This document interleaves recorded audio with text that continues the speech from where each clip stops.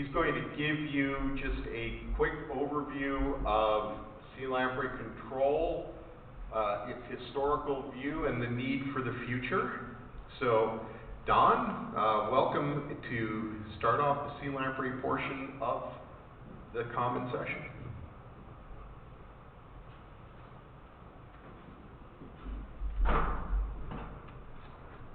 Thank you, John. Happy to be here. If you, and also I'm sure all the control program folks were pretty excited to see that the common session is going to be about sea lamprey control, which is the big challenge that brings us together, brings both countries together. If you notice on the agenda, it says that I'm outgoing, so that makes me a little sad, but the timing is good. And I'm also excited to announce that Bill Mattis, recently retired from the Great Lakes Indian Fish and Wildlife Commission, is going to step forward and be our new chair. So Bill and I will co-chair the October meeting. I'll drink a little whiskey and I'll ride off into the sunset. So, okay, so I'm going to, as John indicated, I'm going to quickly go through the history of the Great Lakes and of sea lamprey control, and then talk a little bit. The following talks coming up after me are going to speak specifically to some challenges. It's also some new work that's underway now that are going to be important to make sure that the program is viable and effective moving forward.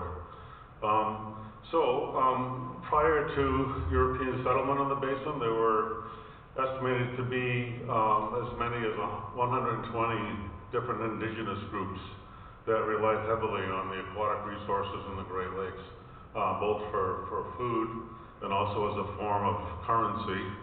And we also know that European settlement was just ugly.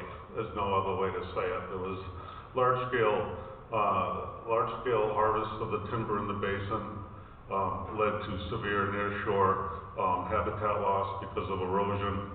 Later on, we had heavy mining operations that caused severe degradation of habitat. We're still wrestling with that today. Some of those legacy sediments that are still in the lake and covering up spawning shoals and whatnot. And then also, the fishery resources themselves were looked upon as if they were inexhaustible. We could not overfish the Great Lakes. We didn't have fisheries science in the late 1800s. That wasn't even in our vocabulary, right? Well, we now know that, yeah, we can overharvest the Great Lakes. So early on, there were two main assaults on the fishery resources in the Great Lakes: habitat loss and overfishing. One of the consequences of industrialization is that we're opening up our waterways through engineering projects. Now we have this interconnected global economy that, whether you like it or not, we all rely on it. In the 1800s, middle 1800s, the Lake Erie shipping canal that connected the Hudson River at Albany all the way to Buffalo was the single biggest civil engineering project in the country. I had an opportunity a few years ago to tour the entire canal. It is believed that the canal allowed sea lamprey to enter through the Hudson and then up into Lake Ontario. So that might have been the first arrival of invasive sea lamprey in the Great Lakes. And then after that, we had the Welland Canal that allowed lamprey and other invaders to get around Niagara Falls as well. So the lakes were opened up to invaders. We now had a third major stress on lake trout and our other native fishes, and that is sea lamprey. In the Atlantic, they feed on big food items like humpback whales, and they're a parasite in the Great Lakes that kill fish. And one lamprey that evades control and gets down to the lake, we believe it could kill up to 40 pounds of fish before it matures and returns to spawn. So this graph here shows the clear decline following the onset of lamprey invasion. So there had to be early research done, and there was. Both countries collaborated on early science to understand the life history Prior to the arrival of specific toxicants, barriers were used in a number of major tributaries, especially electrical barriers. Barriers are still, as you'll see, are a very important tool today. I was just catching up on some details with Mark Gayton, who's actually a history person by training, and he knows the history of the Great Lakes and the Great Lakes Fish Commission as well as anybody does. So early collaboration started between U.S. and Canada in the late 1800s, and there were actually two treaties in the early 1900s that basically failed. And then they really started focusing on lamprey shortly after their arrival in the 1930s. Both countries realized that they really needed to find out how to deal with this invasive pest. That led to the convention in 1954 that brought up the treaty that we have today that was ratified in 1955, and that created the Great Lakes Fisheries Commission. So I started with the Commission on the Lake Superior Committee back in, I think, 2007. I've had an opportunity to serve on both of the research boards, and then been with the control program since 2014. It's as you know, I'm kind of preaching to the choir here, but it's really a fantastic institution. One of their clear mandates is to control sea lamprey. So they have clear authority to do that. So we all know about Vernon Applegate and his tireless work to try to find toxicants that would be fairly specific for sea lamprey, and that gave us both TFM and Bailicide. One of our challenges, and we're going to hear about this later, is how do we deal with potential resistance if resistance develops. So we're looking at doing some research on future new specific lampricides. We just heard from Rob Southwick on valuation of the Great Lakes fisheries. They contribute over $5 billion to the economy of the Great Lakes. The sea lamprey program, control program, and gets about, I think, around 72% of the Commission's budget that comes from both countries. We spend about $25 million a year. That's a benefit to cost ratio of over 200, which is pretty spectacular. So we're getting major bang for our buck in doing this. I did similar analysis with the value of sport fishing in Minnesota, and that ratio was like 140 return on investment, $140 in the economy for every dollar we spend. So my hunch is that a lot of natural resource programs have great returns for the public that pays for them. So, do we still need lamprey control? Some people think, well, you've got them beaten down now. Can you just stop spraying all these chemicals in our streams and whatnot? Well, we ran an awkward experiment back, I think, in the 1990s where we did back off on lamprey control, and they came back with a vengeance. It took us probably over 10 years maybe to get adult indices back down to where we need them. So yes, we still need lamprey control. This picture on the left is a treatment, I think, in the Garden River that was delayed. That was a delayed treatment for many, many years, and the amount of amostes in that system was just staggering. I first saw this picture, I thought it was like seagrass or something, and those are all dead larvae. So you think if all those larvae got to the lake, how much damage they would do, and that's just from one tributary.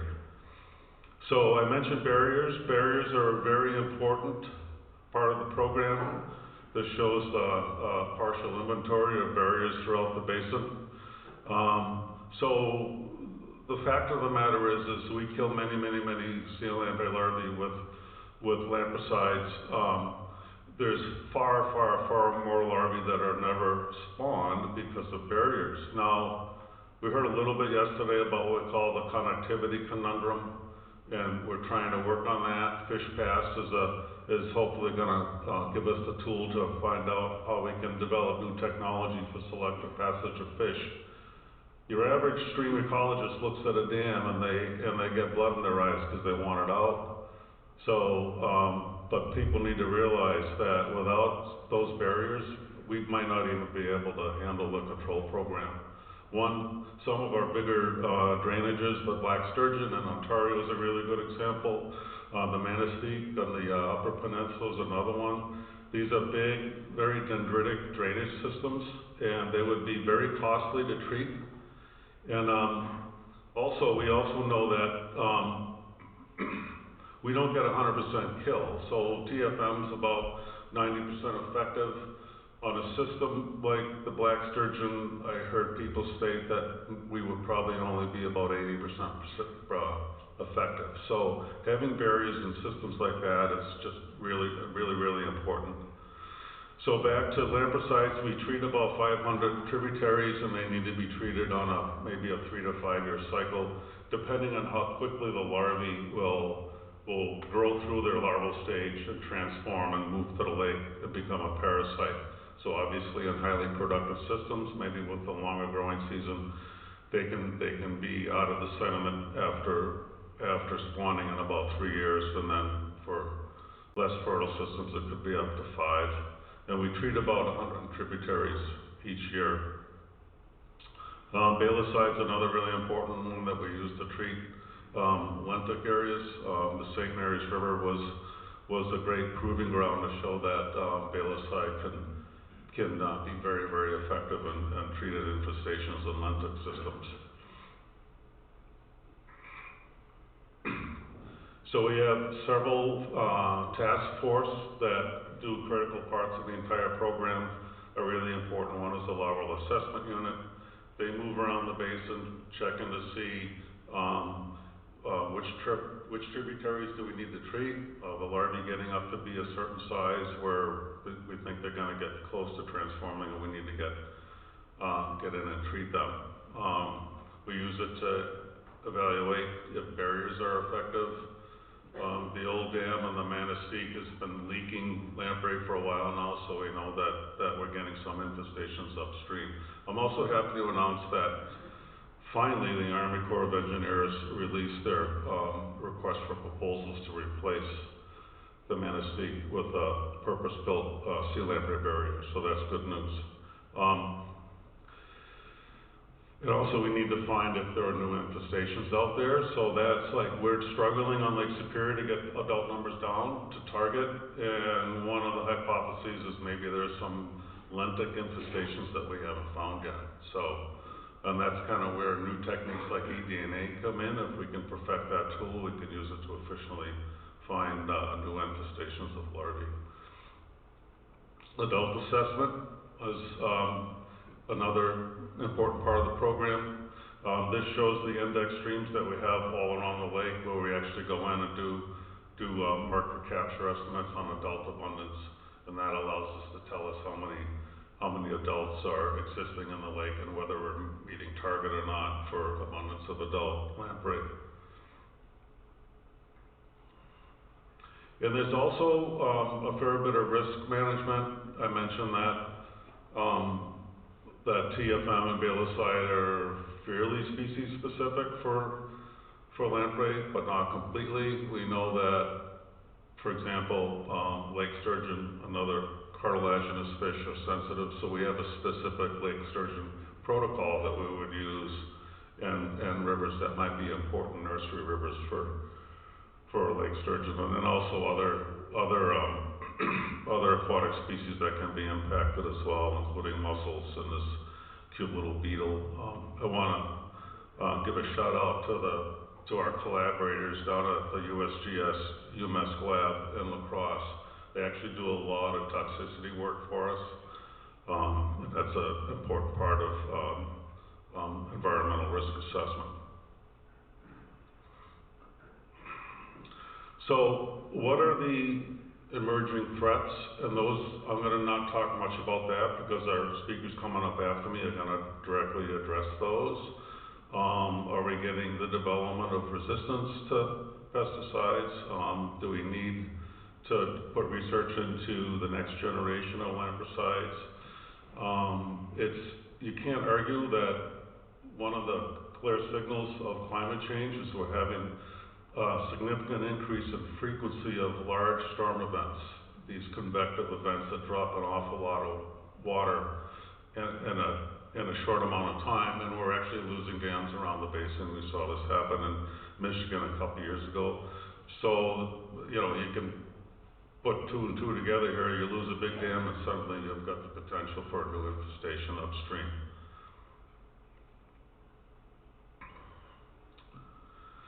So some of the emerging technologies are going to get deeply into genomics, potentially looking at some extremely powerful genetic control mechanisms that also carry really, really heavy, social and moral questions along with the technical work that has to be done to develop some of these strong genetic tools that could essentially eradicate sea lamprey in the Great Lakes. If we eradicate sea lamprey in the Great Lakes, keep in mind that the door isn't closed. The Welland Canal is still there, so we could continue to see future infestations. Nick Johnson and his team of collaborators are working on supplemental control methods, looking at maybe the strategic use of things like pheromones to increase trapping efficiency. So we don't have too many of our eggs in the lampreycide basket, and we're making sure that we have a fairly diverse portfolio of tools to use. So there's a more recent threat that hit us hard on Valentine's Day this year, when rescission in the U.S. government done with a chainsaw resulted in us having 12 employees in the U.S. Fish and Wildlife Service get fired. So, fortunately, they were all called back through the excellent efforts of Mark and others in Washington, D.C. We were able to get that to reversed. One of them was smart enough to decide that they wanted to go and find maybe a more stable job to work at, and can't really blame them for that. But the fact remains that the damage has been done. We had a severe hit on morale, and you just can't ignore it. So, but I want to try to end on more of a positive note, and I came up with an idea. Actually, somebody else came up with this idea. I think it's really cool, and it takes a political ideology in my country that's very acrimonious and very counterproductive, and you just have to make one small word change and it flips it completely to something that's much more positive. So, don't worry, I'm not gonna disrobe, I just want to show you this. Any old hippies from the 60s, 70s that enjoyed a band called the Grateful Dead? That was me in college. We just changed great to grateful, and we got Make America Grateful Again.